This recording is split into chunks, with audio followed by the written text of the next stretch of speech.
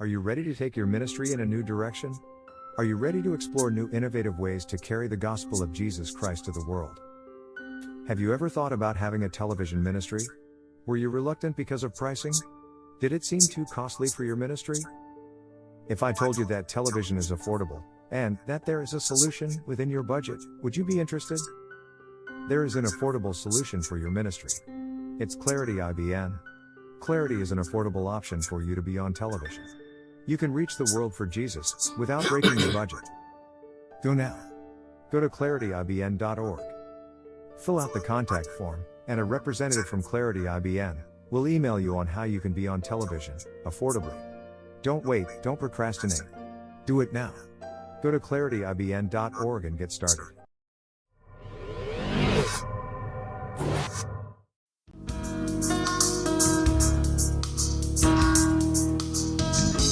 A moment of truth opened up my eyes. A moment of truth.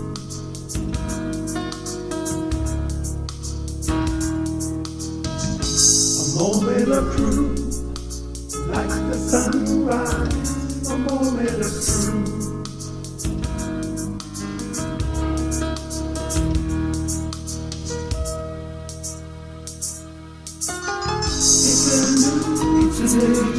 The world has made me new. My life is better. I finally found my way. A moment of truth made me realize. A moment of truth.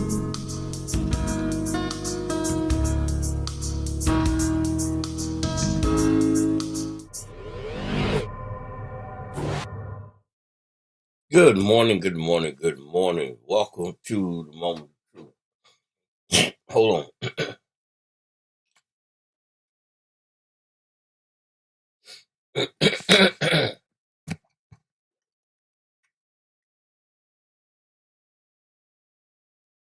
Huh.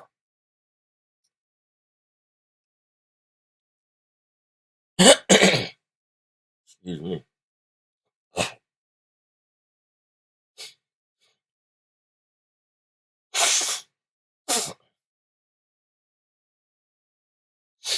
Ooh.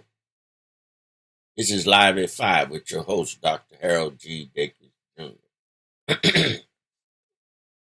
Apologize for unreadiness. I woke up 2 minutes before time to go on. And then it took a moment to get everything booted up. But we're on this morning, so excuse the appearance and the look. But we're here for our morning session, our moment of inspiration. And this week we're talking about expecting God to do it. So let's start out with a word of prayer. Father, thank you for blessing us this morning, for awakening us, clothing us in our right minds, and for the activities of our living. Thank you for blessing us to see another day and blessing us, oh God, to be prepared for the challenges of the day and having the hope and expectation that whatever you promise, you will do it. Now bless us now in this time that we have come to share in thy word. Allow our hearts and minds to become good ground, that we would receive the seed of thy word, and then bring forth good fruit unto good measure. We ask this in Jesus' name. So today we're going to pick up where we left off, and we're on in the book of Romans, chapter 8, and also Psalm 62. Chapter 8, verses 18 to 28, and Psalm 62, verses 1 through 6.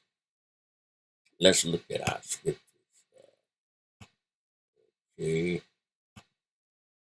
Now, here's where we were yesterday morning,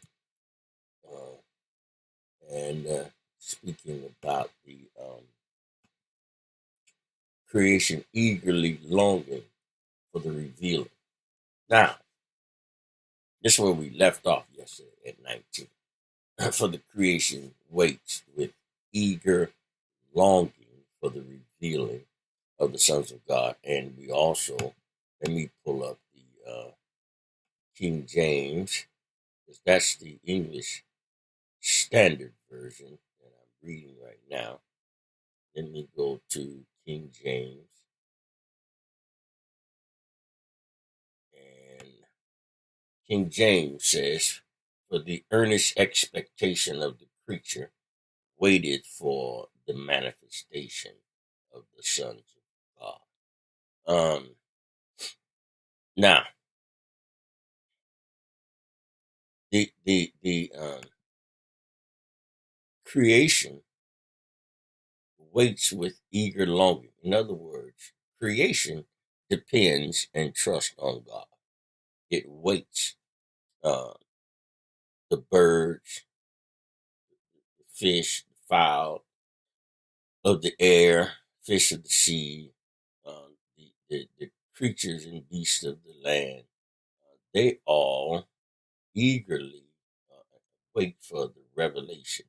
Now, we, the creation of God, also should eagerly long for the revealing of God, the revelation of God. I want to pull up something else too.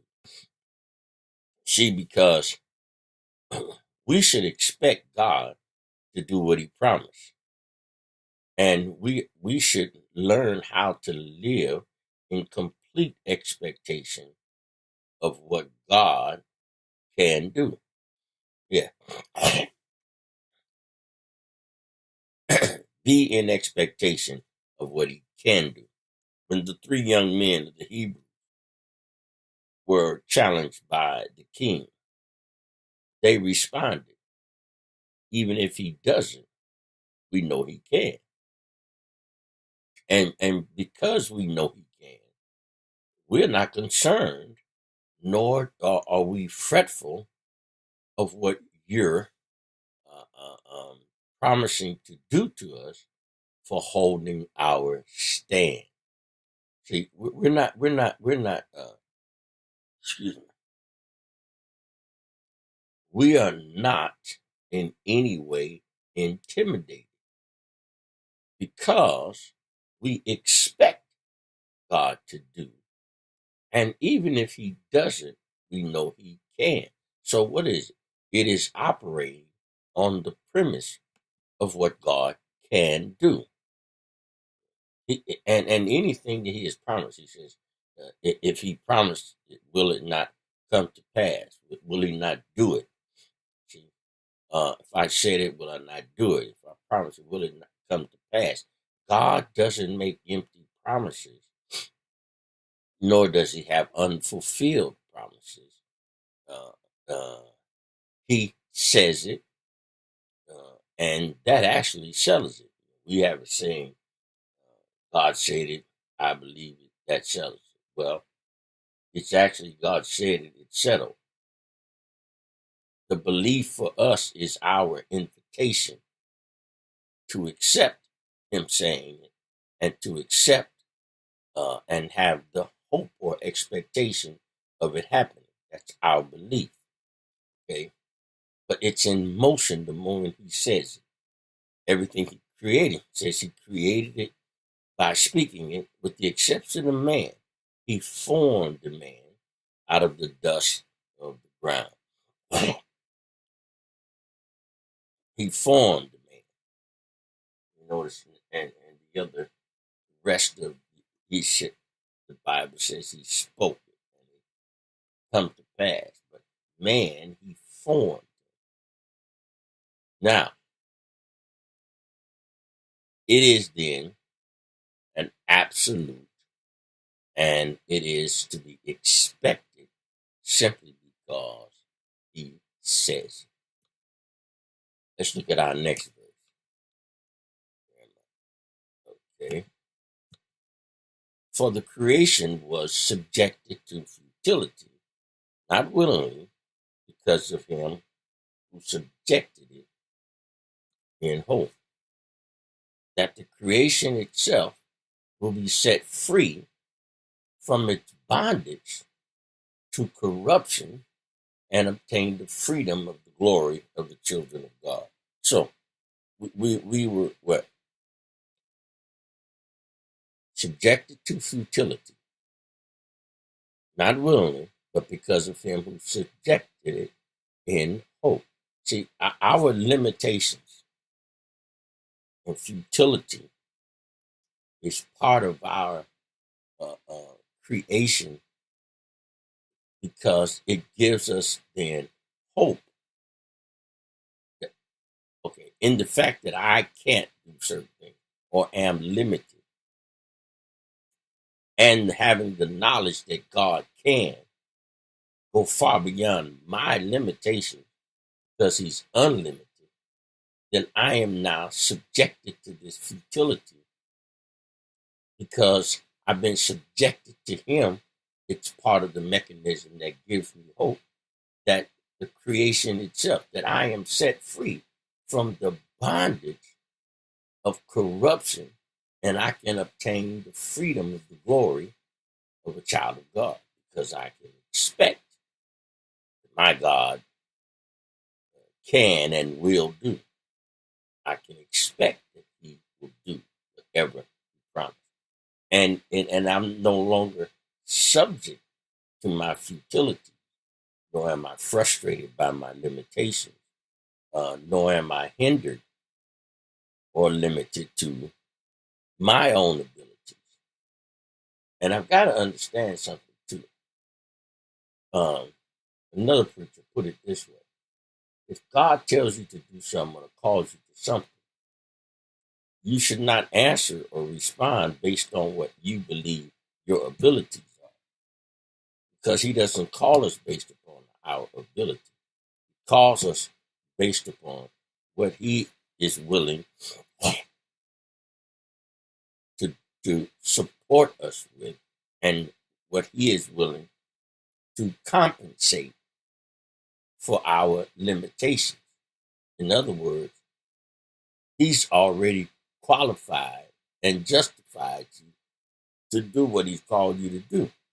So you should be willing to do it based on the fact He called you and not be hindered or make your decision based upon what you believe the limitations of your abilities are. Because your limitations do not come into play when you're called of God.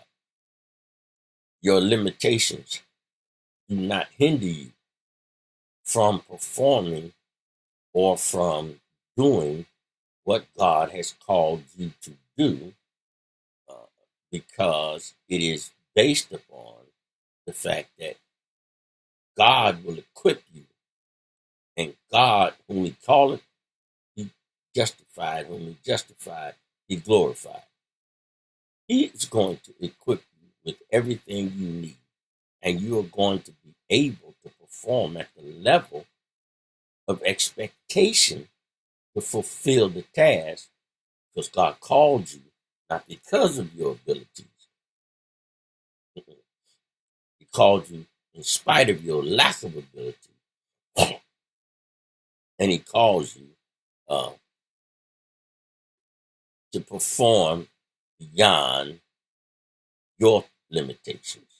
As a matter of fact, there are some limitations you put on yourself because you don't realize uh, the true limit of your abilities based upon the giftings of God upon your life, because you are basing them upon your own natural abilities and what you believe your limits are.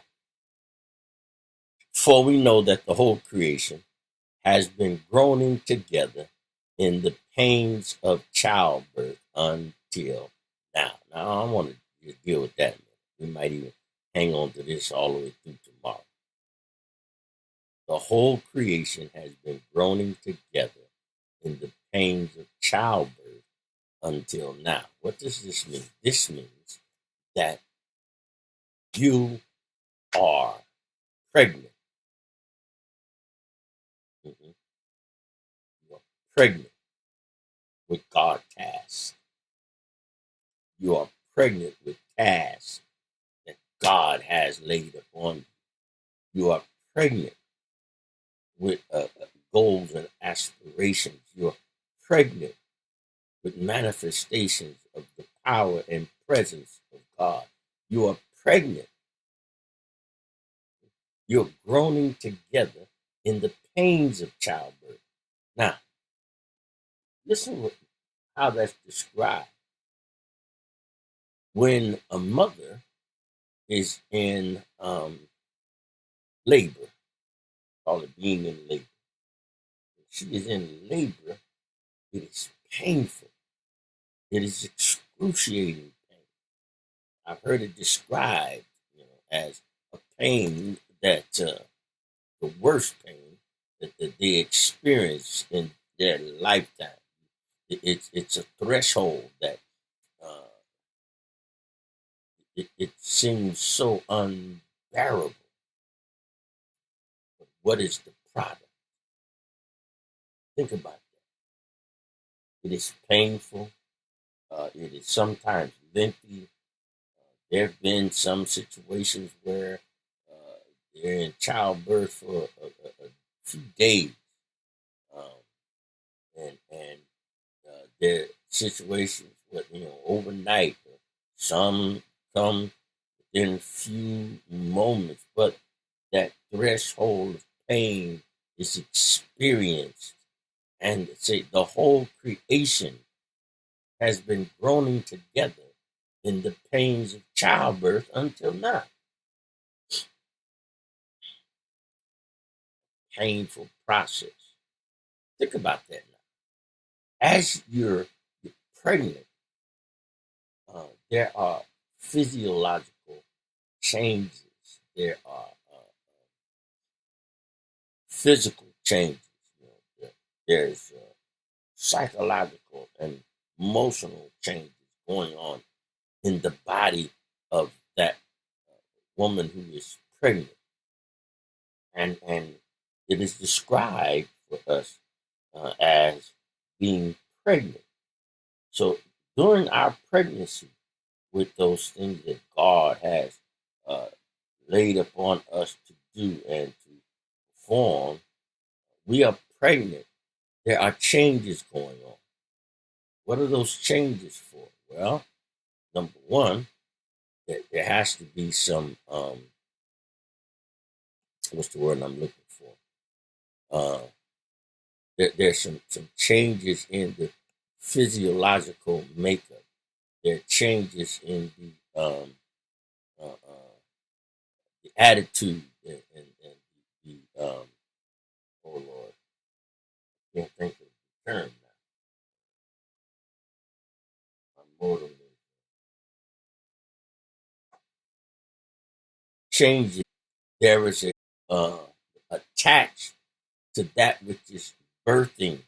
You are going through physiological, physical, emotional, all these changes, chemical changes.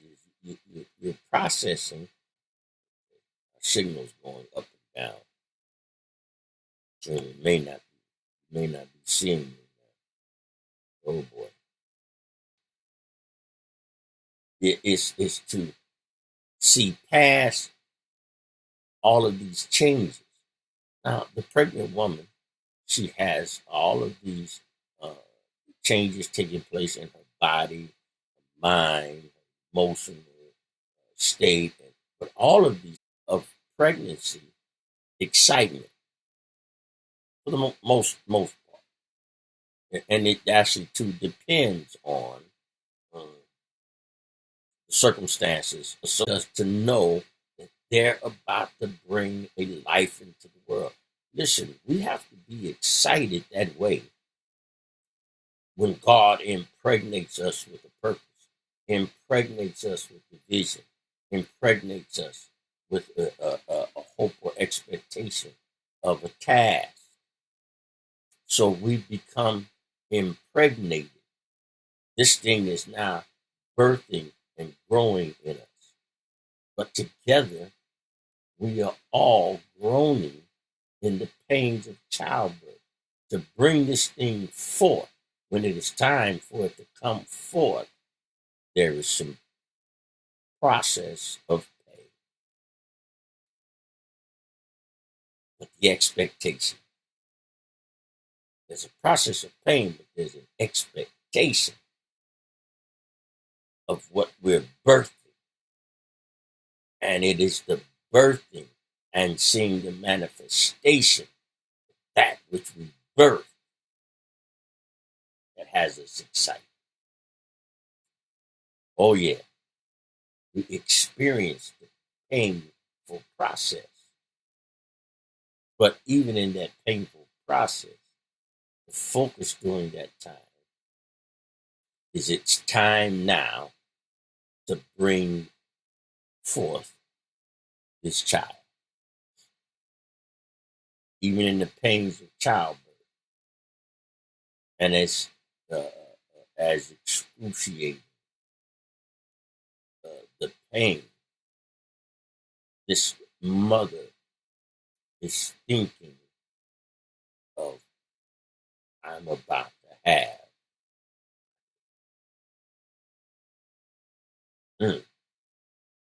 So the pain doesn't even become a distraction. It's part of the process. And even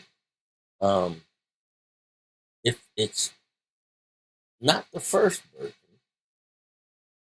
there's even a greater expectation of what's going to happen after the labor because they've done it before. And they have the results in their life and the joy of the birthing. The joy of the product of the birthing. Oh, this thing can really get interesting here. But the whole creation has been groaning together in the pains of childbirth until now. We have become impregnated with God's purposes, impregnated with the task that God has put upon us to bring forth to benefit the world. Different time. Here on the Moment of Truth. God loves you and I love you. Not a thing you can do about it. Go and be blessed in the name of the Lord Jesus. God bless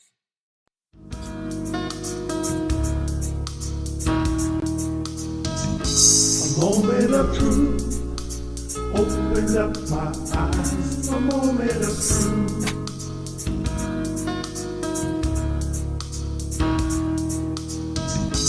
A moment of truth, like the sunrise. A moment of truth.